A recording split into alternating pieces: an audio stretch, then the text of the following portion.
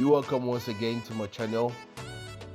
The past series has been on ICP blockchain potential airdrops on the space, and yes, SNS1 was done recently, and SNS1 has value. And even though it was launched around 300 ICP, liquidity falling, trading up and down, we have it falling around 30 ICP by the time it was unlocked for most people. And those who believe in the project and see the experiment as a good one are buying as investors, and then those who are cashing out to crushed out probably don't regret it, but it doesn't matter. Profit is profit, you feel me? Yeah, you grab. So yeah, that's the vibe on SNS1.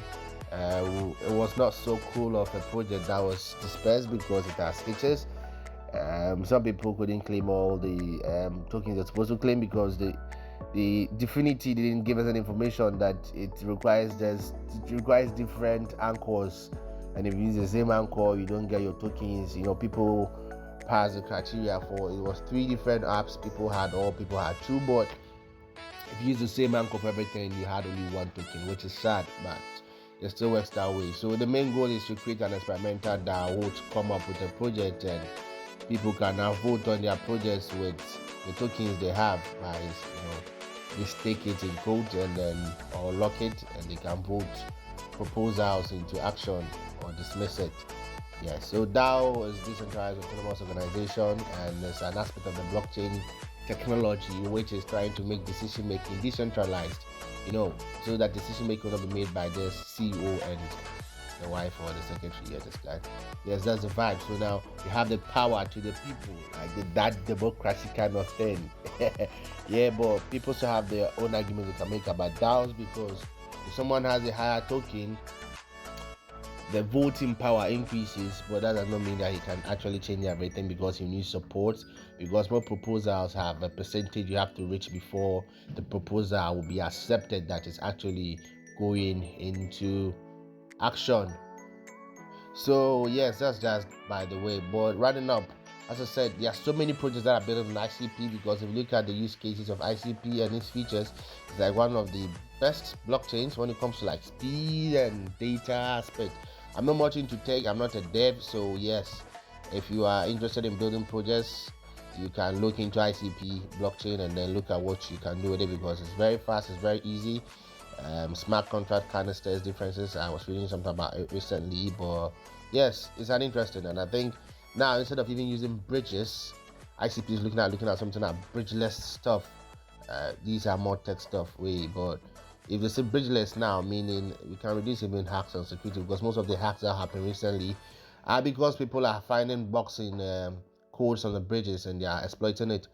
But that's not what I'm here to talk about.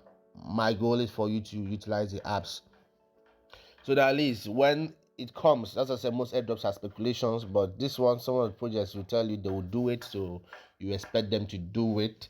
So you take action and position yourself for. So SNS1 is done, and that is that. But I think recently, this one I want to talk about, DSCVR OG22 is like a soulbound token.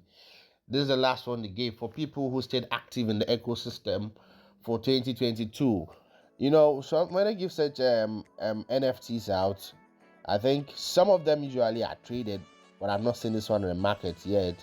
People are saying this one might turn out to be like a criteria for future airdrops. So why don't you stay active on the app, and maybe you could get an NFT which is worth something, an NFT which is worth nothing, an NFT that could become a criteria for you to get something from the project when they finally move to become a DAO. Because I think most of the projects on ICP now, that is what they are looking to attain. They call it the SNS. So yes, a DAO is what most of the apps are trying to create. So a time will come, the developer will just develop the app and leave the decision making of the app, how to control the app, into the hands of the community. So someone will create a proposal, the community will decide whether we like it or not, and that will make decision making quite easier, and that will make people build the app according to what you want it to be like. You feel me?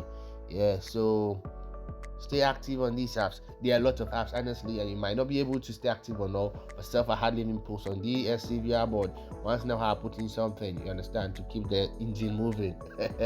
Yes, so SNS1 is still in the system. That's the first one they're experimenting on. The OG22 has been given. We hope it turns out to be something, because OG medal was worth something for those who entered earlier, started experimenting or using the app earlier. So yes, that is for DSCVR. Stay active, and you can post some of your interesting articles there in some of the portals and enjoy the app. But people may ask why the series was done for airdrops. Find their type of airdrops. I might do a video to explain that. But with airdrops, it's a marketing tool. Airdrop is a way to get some little funds, sometimes some life-changing funds, depending on how long you can hold or what the particular percentage of tokens they are giving out. That's if you're going to sell, which definitely happens, because it's a way to create a buzz about the blockchain ecosystem. So yes, these are some of the projects on ICP. These are like NFT packages. So people got profit, people made profit, people cash out. But the market is generally down now. That does not mean you should stop exploring and taking part in the ecosystem. You feel me? Use some of the apps. Stay optimistic and then position yourself for early movers advantage. Stay blessed.